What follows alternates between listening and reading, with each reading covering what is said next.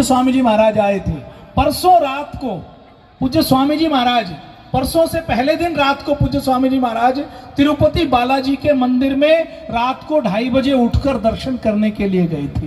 पूज्य स्वामी जी महाराज ने अभी कहा ना कि 10 बजे तक तो पूज्य स्वामी जी महाराज लगातार लाइव कार्यक्रम में 5 से 10 बजे तक तो रोज रहते हैं। और ये 4 साल से एक दिन भी बिना ब्रेक के, बिना विराम के, बिना विश्राम के कोरोना काल से पूज्य स्वामी जी महाराज आस्था और इंडिया टीवी का लाइव कर रहे हैं, बिना किसी ब्रेक के, बिना किसी छुट्टी के, बिना किसी हॉलीडे के। उसके पहले भी अपनी साधना करते हैं, अपना ध्यान करते हैं, उसके बाद भी कार्यक्रम के बाद पूज्य स्वामी जी महाराज अपनी साधना, अपना ध्यान करते हैं। अभी भी पूज्य स्वामी जी महाराज अपनी साधना करने के बाद सीधे हमको आशीर्वाद देने के लिए आए हैं।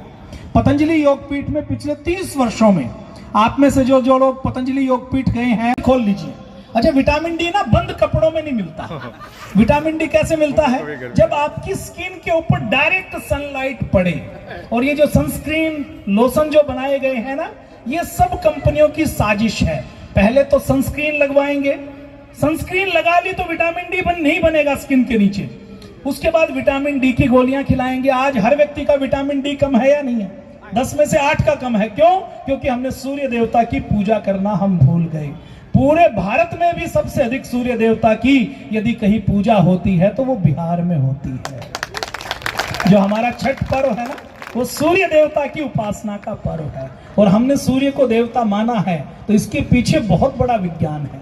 ये सोलर सेल कि सूर्य की किरणों से बिजली बन सकती है, ये तो बहुत बाद की खोज है। अभी 40-50 साल पहले की खोज है। हमारे ऋषि मुनियों ने तो बहुत पहले इस सूर्य को देवता इसीलिए कहा कि यही सारे जगत को, सारे ब्रह्मांड को एनर्जी देने का काम करता है। हमारे सोलर सिस्टम में तो एक सूर्य है। जितने सोलर सिस्टम, जितनी गैलेक्सी हैं, उनके अंदर लाखों की संख्या में सूर्य है। तो देखिए, बातचीत करेंगे तो बहुत बातचीत हो सकती है।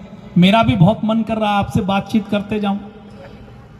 भाई अजीत जी ने सारा विषय रखा है, आदरणीय भाई हरी शाहनी जी ने सारा विषय रखा है। तो मेरा जो 90% काम है वो तो हो, ईरान हो, इराक हो, ये सारे जहां से ये अफगानी आए, ईरानी आए, दुर्रानी आए, मुगल आए, ये जितने भी लोग आए हैं, ये सब भूखे नंगे लोग थे। और अपने देश में कोई कुछ सिखाने, कुछ पढ़ाने के लिए नहीं आते थे, हमें लूटने के लिए आते थे ताकि उनके यहाँ काम चल सके। और उनकी किताबों में लिखा भी हुआ है कि मोहम्मद गोरी आया, भारत से लूट कर लेकर गया, तो उनको 10 साल तक रोटी की चिंता नहीं करनी पड़ी, कमाने की चिंता नहीं करनी पड़ी, उन्होंने टैक्स माफ कर दिया। आज भी भारत तो इतनी लूट के बाद भी समृद्ध है, लेकिन अफगानिस्तान में आज भी आप देखेंगे तो भुखमरी और दरिद्रता है या नहीं है?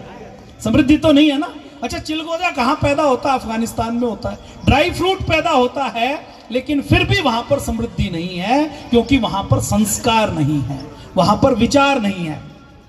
परम पूज्य स्वामी जी महाराज ने इन 70 सालों में जब ये देखा कि व्यक्ति को पहले तो केवल राजनीतिक गुलाम बनाते थे, के लिए परम पूज्य स्वामी जी महाराज ने भारतीय शिक्षा बोर्ड की स्थापना की है कि हम मुगलों को महान नहीं पढ़ाएंगे। हमारे लिए बाबर, हुमायूं, अकबर, शाहजहां, जहांगीर, औरंगजेब महान नहीं है। हमारे लिए छत्रपति शिवाजी महाराज और महाराणा प्रताप महान है। हमारे लिए हमारे राम और कृष्ण महान। बोलिए भारत माता की वंदे। इसके लिए इन 70 सालों में परम पूज्य स्वामी जी महाराज ने जब 2011 में काले धन भ्रष्टाचार का आंदोलन किया, आज आप संगठित तौर पर किसी मिनिस्टर का भ्रष्टाचार देखते हैं?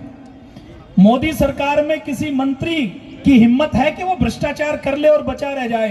2010 को याद करो, कलमाड़ी होता था, टॉयलेट पेपर जो 10 रुपए का है वो 410 रुपए का खरीदा जाता था। कॉमनवेल्थ गेम के अंदर सैकड़ों करोड़ का घोटाला हुआ। एक राजा होता था, कोई साउथ का मिनिस्टर, उसने कहा कि हम सरकार को समर्थन तब देंगे जब कोयला मंत्रालय हमें मिलेगा। तो कोयला मंत्रालय में खनन घोटाले हुए या नहीं हुए? कई लाख करोड़ के 2G 4G घोटाले हुए। उस समय घोटाले होते थे तो आप लोग सड़क पर उतरे थे या नहीं उतरे थे? काले धन और भ्रष्टाचार के विरुद्ध आपने लड़ाई लड़ी थी। और उसके बाद पूज्य स्वामी जी महाराज ने अपने चंद्रगुप्त के रूप में ये कहा कि इस देश को बचाने का काम मोदी जी कर सकते हैं, तो मोदी जी को पूज्य स्वामी जी महाराज ने समर्थन दिया, उसकी पुस्तकें बनाने में लगे। और जो पुस्तकें बनाई गई हैं उसमें मैं हरियाणा का रहने वाला हूं, हरियाणा में रहते हुए हमने अपनी पाठ्य पुस्तकों में भगत सिंह का नाम नहीं पढ़ा। छत्रपति शिवाजी महाराज को हरियाणा का कोई बच्चा जिसने हरियाणा के बोर्ड से पढ़ाई की वो जानता नहीं है। बाबू वीर कुंवर सिंह का नाम हमने नहीं सुना कभी। ये कितने बड़े दुख की बात है कि ऐसे योद्धा जो 80 साल की उम्र में लड़े और एक हाथ यदि जख्मी हो गया तो अपने दूसरे हाथ से काटकर गंगा माता में डालकर दोबारा से लड़ते रहे, ऐसे योद्धा के बारे में तो हर बच्चे को पढ़ाना चाहिए या नहीं पढ़ाना चाहिए? हमें नालंदा के विषय में कभी नहीं पढ़ाया गया। मैं खुद अपनी बात करता हूं, हमने जब हरियाणा में पढ़ाई की तो हमें इनके किसी विषय के बारे में नहीं पढ़ाया गया।